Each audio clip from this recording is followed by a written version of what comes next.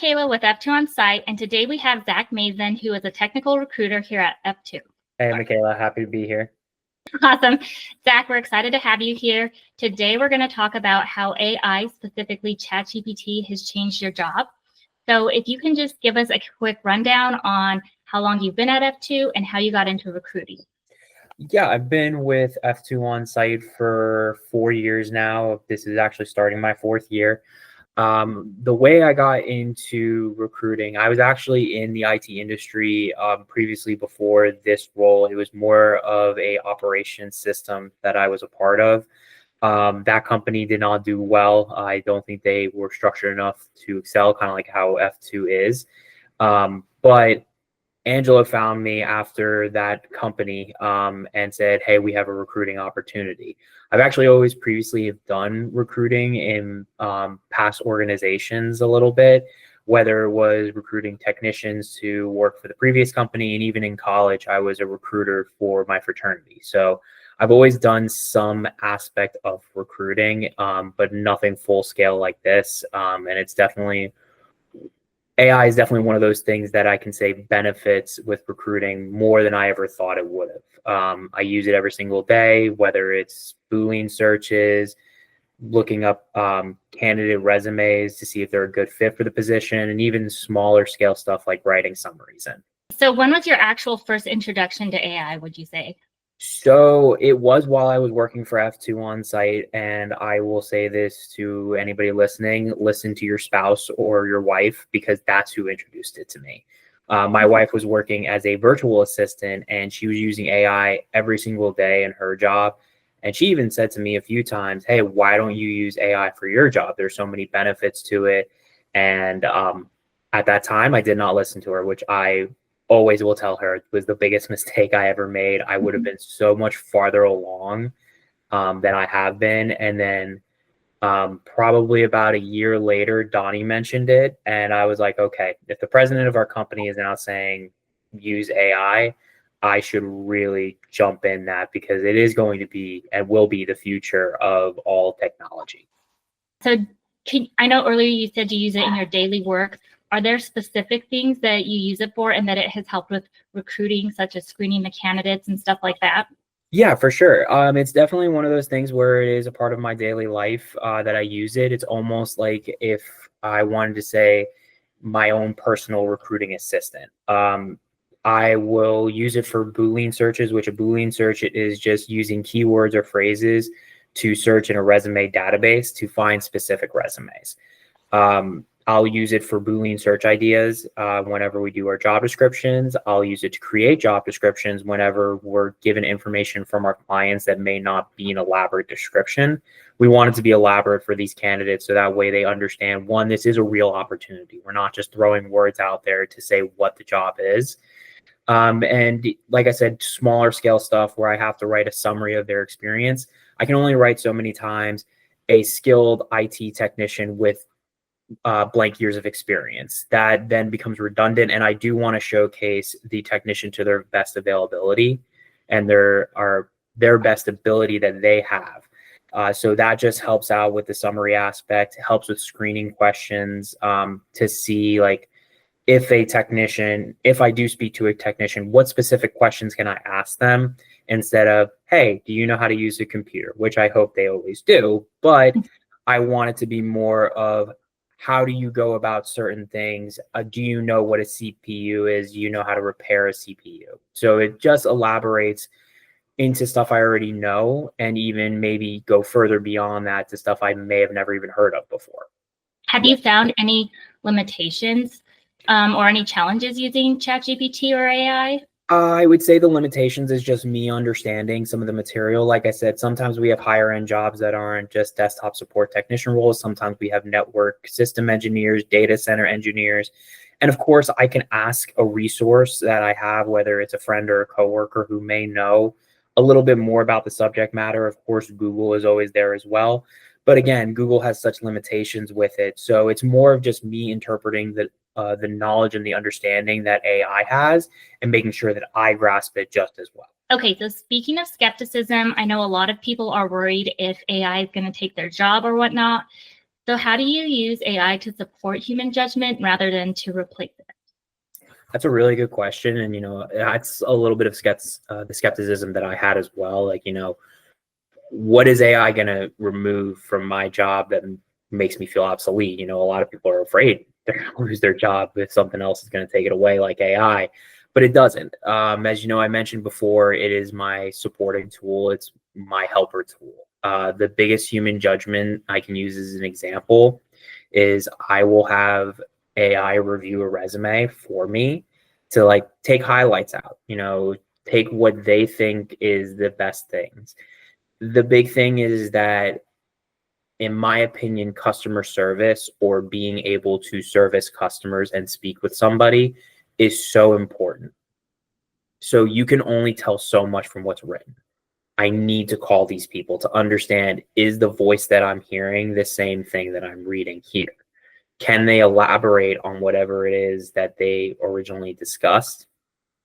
And how do they go about certain things? Like, is the person constantly repeating themselves and not allowing for me to talk? Are they being very concise with their answers? Can they elaborate on certain stuff? Or even in the simplest terms, let's say the resume doesn't completely match up, but I want to ask questions that make me feel like, hey, I just need to uncover a little bit more. So there is always that human element of deciding whether or not someone can go through into the next phase or to the next steps. And that will never go away. But personally, it's always great to get high numbers and getting all the people that we want to support our clients, but we want the right people supporting our clients. And there is no way AI is going to determine that. That's got to be human intuition and something in your gut that tells you, yes, this person is a good fit. I love that. So you kind of put a lot of ease. You kind of put ease to a lot of people that had that feeling of AI overtaking the world. At least I hope it's not going to take over the world, but still, like, it's just one of those things of, you can never take human judgment away because there's always a gut feeling. AI is never going to have that gut feeling. They could even, at one point, maybe they will be able to listen in on a call, but to understand if there are certain words or phrases that someone says that just doesn't feel right, I don't think it'll ever be able to understand that. And we have to be able to be there to, support our clients. If we don't want to put someone in there where they're going to be rude, obnoxious, or, frustrated with our clients, we need someone who's going to be there to support them. And that's all that we want at the end of the day, is to not only support these candidates to give them opportunities, but use these opportunities to help our clients grow. So I love that, because I feel like at F2 On Site, we really value the customer support, customer service. That is the number one thing we prioritize here. So I love that it just helps support our role. And like you said, it's not overtaking that personal human to human interaction. Exactly. So you've taken a few courses on AI. What have been some of your favorite courses, or maybe something interesting that you learned while taking the courses, like a main fact that you found interesting or didn't know before? Yeah, so I would definitely say prompt engineering, which was the first course that I ever took with AI, was probably my favorite and the best course I took. The other course I took was a generative AI for leaders, which was great using it in real world functionality, but I feel like without that prompt engineering course, it wouldn't have been as beneficial. With the prompt engineering course, it really taught me that this AI, it's not Google. No matter how much you want it to be Google, it's not Google. You can't punch information in and hope that it's going to spit out whatever you want.